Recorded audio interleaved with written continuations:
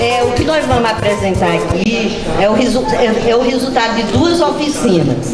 Da primeira oficina que aconteceu no Festival Pernambuco Nação Cultural, junto com a Festa dos Estudantes, e ela teve uma continuidade agora, e nós estamos apresentando isso. O que é que a gente fez? A gente pegou duas cenas do Alto da Compadecida, a cena do julgamento e a cena final, fez uma releitura disso, do figurino, e vai apresentar para vocês. E depois, agora, a gente criou uma outra história, que é a sequência da vida de João Grilo, Rosinha e Chicó. Eles não saíram estrada fora, então eles montaram uma trupe e vão trazer para vocês.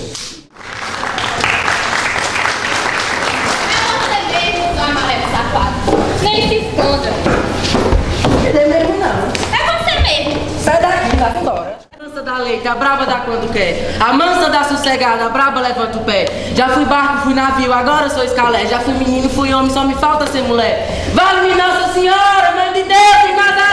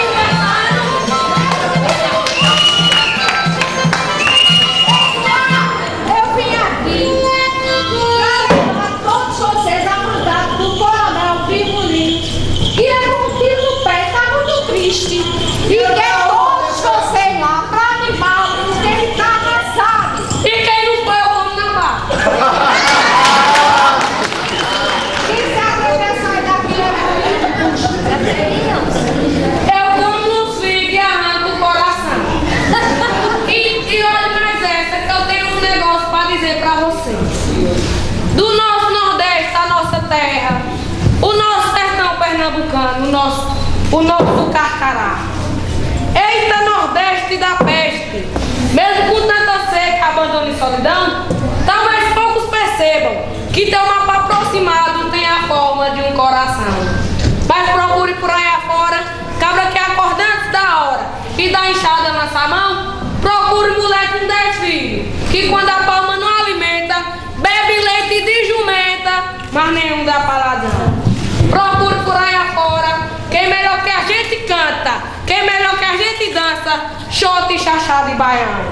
Procure no mundo uma cidade que tem a beleza e a claridade do luar do meu sertão. Simbora!